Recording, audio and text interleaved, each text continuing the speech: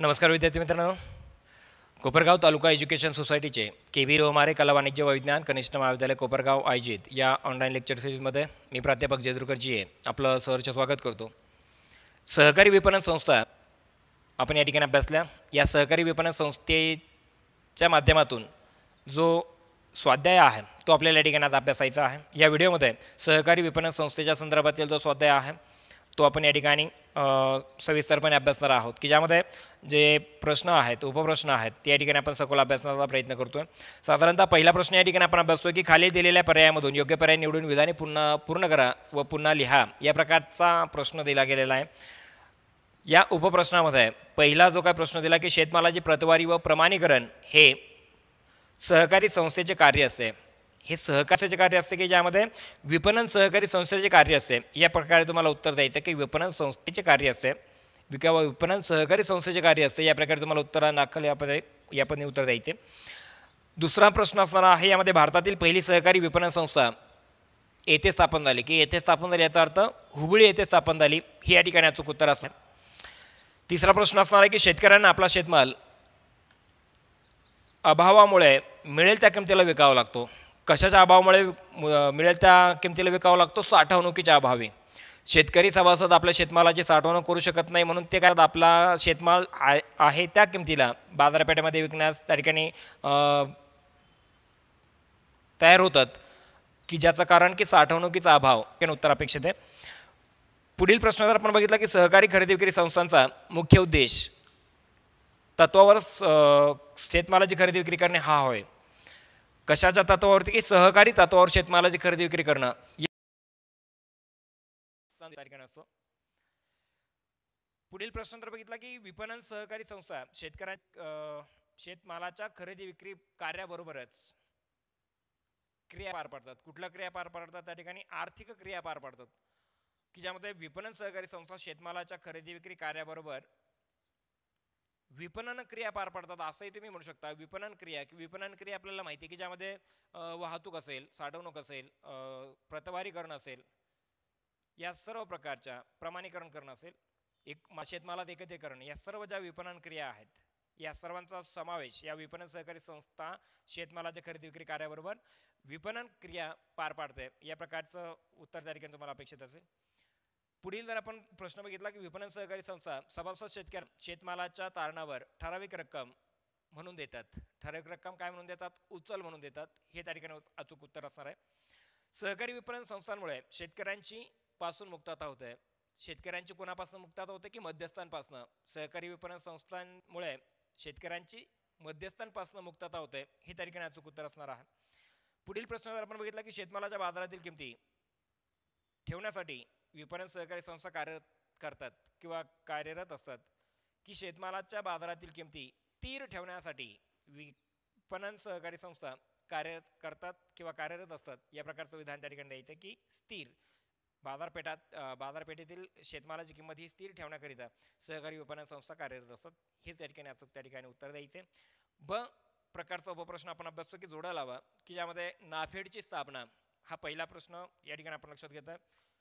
नाफेडची स्थापना साधारणतः कुठे झाली आहे? 1958 हे त्या ठिकाणी उत्तर असणार आहे त्याचं. नाफेडची स्थापना कधी झाली आहे? साधारणतः 1958 रोजी. म्हणून नाफेडची स्थापना 1958 हे त्याचा अचूक उत्तर असेल. त्यानंतर ब असेल की ज्यामध्ये विपणन सहकारी संस्था की विपणन सहकारी संस्था कशासाठी स्थापन झाले? त्यामध्ये की विपणन सहकारी संस्था की ज्याचा मूळ उद्देश असेल की शेतमाल खरेदी विक्री हेतूने विपणन सहकारी संस्था स्थापन झाल्या. म्हणून ब या प्रश्नाचं उत्तर असणार आहे पर्याय क्रमांक 3 शेतमाल खरेदी विक्री. पुढील क प्रश्न असेल की प्राथमिक सहकारी विपणन संस्था गाव पातळीवर कार्य करतात आणि म्हणून दुसरा पर्याय जो असेल तो त्याचं उत्तर असणार आहे. ड प्रकारचा प्रश्न की शेतमालाचे तारण त्या ठिकाणी ठेवले जाते पण केव्हा? की ज्या वेळेला शेतमालाचं तारण ठेवून सभासदांना काय केलं जातात? आगाऊ रक्कम दिल्या जाते. सभासदांना ॲडव्हान्स दिले जातात सहकारी विपणन संस्थेकडनं. म्हणून त्याचं उत्तर असणार आहे की ड या प्रश्नाचं अचूक उत्तर असेल पर्याय क्रमांक 1 सभासदांना आगाऊ रक्कम. आणि सर्वात शेवटचं की नाफेडचे मुख्य कार्यालय आपल्याला माहिती आहे की नाफेडचे मुख्य कार्यालय आहे दिल्ली या ठिकाणी आहे. म्हणून 10 नंबरचा पर्याय तुम्हाला त्या ठिकाणी अचूक द्यायचा आहे, अचूक लक्षात घ्यायचं आहे. अशा पद्धतीने ब हा जो काय उपप्रश्न आहे तो आपण लक्षात घेतला आहे. त्यानंतर पुढील जो काय उपप्रश्न की जो आपण समजून घेतोय, खालील विधानांसाठी एक शब्दसमूह लिहा की ज्यामध्ये पहिला प्रश्न या ठिकाणी आपण अभ्यासतो की राष्ट्रीय स्तरावर सहकारी तत्वावर खरेदी विक्री कार्य करणारी संघ संस्था, राष्ट्रीय स्तरावर कार्य करणारी संघ संस्था की ज्याला नाफेड म्हणून ओळखलं जातं की नॅशनल ॲग्रिकल्चरल मार्केटिंग फेडरेशन, या प्रकारची नाफेड ही या प्रकारची की जी राष्ट्रीय स्तरावरती सहकारी तत्वावर खरेदी विक्रीचं कार्य करते आहे. National agriculture cooperative marketing federation म्हणून ओळखली जाणारी संस्था. दुसरा प्रश्न आहे यामध्ये की शेतकऱ्यांच्या शेतमालास रास्त भाव मिळवून देणारी सहकारी संस्था की जिला सहकारी विपणन संस्था म्हणून ओळखतात किंवा सहकारी खरेदी विक्री संस्था या नावाने ओळखली जाणारी संस्था, ही त्या ठिकाणी अचूक उत्तर असेल. तिसरा जे काय प्रश्न असेल की विपणन सहकारी संस्थांच्या कार्यामुळे बाजारातून उच्चाटन झालेला घटक, विपणन सहकारी संस्थांमधून किंवा सहकारी विपणन बाजारातील उच्चाटन झालेला घटक की ज्याला आपण मध्यस्थ म्हणूयात, बाजारातील जे मध्यस्थ उच्चाटन केलं गेलं हे त्याचं अचूक उत्तर असेल. पुढील प्रश्न असेल की शेतमालाच्या खरेदी विक्रीसह एकत्रीकरण, प्रतिवारी, प्रमाणीकरण, बांधणी, साठवणूक, वाहतूक इत्यादी सेवा पुरवणारी संस्था की जिला सहकारी खरेदी विक्री संस्था किंवा सहकारी विपणन संस्था म्हणून ओळखलं जातं. आणि सर्वात शेवटी त्यामध्ये पाचवा जो मुद्दा असेल की शेती पतपुरवठा व माल विक्री यांची सांगड घालण्याचे कार्य करणारी संस्था की जिलाही आपण सहकारी विपणन संस्था या नावाने ओळखता. तर अशा पद्धतीने क हा जो काय उपप्रश्न आहे तो आपण अभ्यासला आहे. ड उपप्रश्न आपण अभ्यासतो की ज्यामध्ये खालील चुकी बरोबर ते लिहा. या पद्धतीने पहिलं विधान असणार आहे की साधारणतः पतपुरवठ्याची विक्रीची सांगड घातल्यास कर्ज वसुलीला मदत होत नाही. तर हे विधान चुकीचं आहे की कर्ज वसुलीला मदत होती आहे की पतपुरवठा आणि माल विक्री यांच्यात जर सांगड घातली तर त्या ठिकाणी सहकारी विपणन संस्थांना कर्ज वसुली करायला सोपं जातं, कर्ज वसुली वेळेपूर्वी त्या ठिकाणी होऊ शकते. यामुळे पतपुरवठ्याची विक्रीची सांगड घातल्यास कर्ज वसुलीला मदत होत नाही हे विधान चुकीचं आहे. त्यानंतर दुसरं विधान असेल विपणन सहकारी संस्था शेतमालाच्या बाजारातील किंमती स्थिर ठेवतात. हे विधान बरोबर आहे की बाजारातील ज्या काय शेतमालाच्या किमती आहेत ह्या स्थिर ठेवण्याचं काम सहकारी विपणन संस्थेकडनं केलं होतं. त्यानंतर तिसरा जो काय प्रश्न असेल की सहकारी विपणन संस्था शेतकऱ्यांची सौदा शक्ती वाढवितात. सहकारी संस्था शेतकऱ्यांची सौदा शक्ती वाढवतात, शेतकऱ्यांची खरेदी शक्तीमध्ये वाढ करण्याचं काम किंवा शेतकऱ्यांची क्रय शक्तीमध्ये वाढ करण्याचं काम या सहकारी विपणन संस्थांकडनं केलं होतं. म्हणून तिसराही जे जो काय प्रश्न आहे तो देखील काय असणार आहे, बरोबर असेल या पद्धतीने. त्यानंतर चौथा प्रश्न असेल की ज्यामध्ये सहकारी विपणन संस्थांपेक्षा दलालांकडून शेतमालास योग्य किंमत मिळते. साधारणतः हे विधान चुकीचं आहे की शेतकरी सभासदांना आर्थिक न्याय देण्याच्या हेतूने या सहकारी विपणन संस्था काम करतात, ना की दलालांकडून शेतमालास किंमत मिळते. हे विधान चुकीचं असेल. त्यानंतर पाचवा जो काय प्रश्न असेल की यामध्ये विपणन सहकारी संस्था केवळ शेतमालाच्या खरेदी विक्रीचे कार्य सहकारी तत्वावर करतात. हे विधान देखील बरोबर आहे की सहकारी विपणन संस्था केवळ शेतीमालाच्या खरेदी विक्रीचे कार्य सहकारी तत्वावर करतात तर नाही आहे. तर विपणन सहकारी संस्था शेतीसोबतच मच्छीमार, विणकर किंवा दोरखंड निर्मिती या क्षेत्रामध्ये देखील सहकारी विपणन संस्था काम करताना दिसतात. ही देखील आपण अभ्यासलं. म्हणून विपणन सहकारी संस्था केवळ शेतमालाच्या खरेदी विक्रीचे कार्य सहकारी तत्वावर करतात हे विधान काय चुकीचं असेल. त्यानंतर विपणन सहकारी संस्था शेतकऱ्यांना शेतमालाच्या तारणावर अर्थसहाय्य करतात. हे विधान देखील बरोबर आहे. शेतकऱ्यांना उचल म्हणून या सहकारी विपणन संस्थांकडनं रक्कम दिली जाते. विधान असेल की सहकारी विपणन संस्थेमुळे शेतमालाला योग्य किंमत मिळत नाही. हे विधान चुकीचं असेल, कारण आपल्याला माहिती आहे की सहकारी विपणन संस्थेमुळे शेतकरी सभासदांच्या शेतमालाला योग्य प्रकारची किंमत मिळवून देण्याचं काम या सहकारी विपणन संस्था करतात. आणि सहकारी विपणन संस्थेचा मूळ उद्देश हाच आहे की सहकारी सभासद शेतकऱ्यांना आपल्या शेतमालात चांगल्या प्रकारे बाजारपेठ निर्माण करून देणं आणि त्यांना चांगल्या प्रकारे शेतमालाची किंमत अदा करता यावी यासाठी सहकारी विपणन संस्थेकडनं प्रयत्न केले जातात. या पद्धतीने आपण हा उपप्रश्न अभ्यासला आहे. पुढील उपप्रश्न आपण अभ्यासतोय ई की खालील विधाने पूर्ण करा. खालील विधाने पूर्ण करा की यातील सहकारी विपणन संस्थेमुळे मध्यस्थांचे उच्चारण होते या प्रकारचं उत्तर तुम्हाला अपेक्षित आहे. त्यानंतर पुढील प्रश्न असेल की सहकारी खरेदी विक्री संस्था जिल्हा मध्यवर्ती सहकारी बँकेमार्फत शेतमालाच्या तारणावरती उचल देतात. शेतमालाच्या तारणावरती सहकारी संस्थांकडनं विपणन संस्थांकडनं उचल दिल्या जाते की उचल म्हणजेच काय की ॲडव्हान्स दिला जातो, आगाऊ रक्कम ज्याला म्हणू शकता तुम्ही.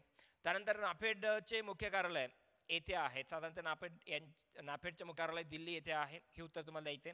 शेतमालाची प्रतवारी व प्रमाणीकरण हे सहकारी विपणन संस्थेचे कार्य असते. हे त्या ठिकाणी अचूक उत्तर द्यायचे. सहकारी किंवा शेतमालाची प्रतवारी पाचवा जो प्रश्न असेल की शेतमालाच्या बाजारातील किमती नियंत्रित ठेवण्यासाठी सहकारी विपणन संस्था कार्यरत असतात. हे विधान त्या ठिकाणी द्यायचं की नियंत्रित ठेवण्यासाठी, नियंत्रित हे त्या ठिकाणी अचूक उत्तर असेल. पुढील प्रश्न असेल की ज्यामध्ये सहकारी विपणन संस्था ची सौदा शक्ती वाढवतात. कुणाची? सभासद शेतकऱ्यांची सौदा शक्ती वाढवतात. हे त्या ठिकाणी अचूक उत्तर द्यायचे. पुढील प्रश्न असेल सहकारी खरेदी विक्री संस्थांचा मुख्य उद्देश सहकारी तत्वावर शेतमालाची खरेदी विक्री करणे. होय, सहकारी या प्रकारचा शब्द त्या ठिकाणी उत्तर दाखल द्यायचे. पुढील प्रश्न असेल भारतातील पहिली सहकारी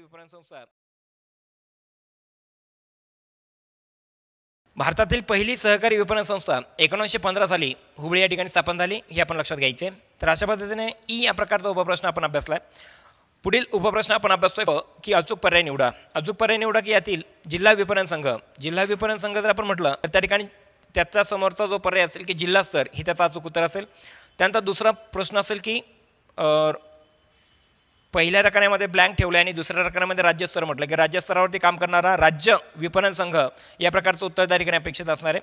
नंबर 3 पतपुरवठा व विक्री सांगड घालणारी की जिला म्हणायचे विपणन सहकारी संस्था ही त्याचा अचूक उत्तर असेल. तेलबियांपासून तेल या प्रकारचा पुढील प्रश्न केला. तेलबियांपासून तेल याचा अचूक उत्तर असेल शेतमालावर प्रक्रिया. पाचवा प्रश्न की ज्यामध्ये पहिला रकाना ब्लँक असेल.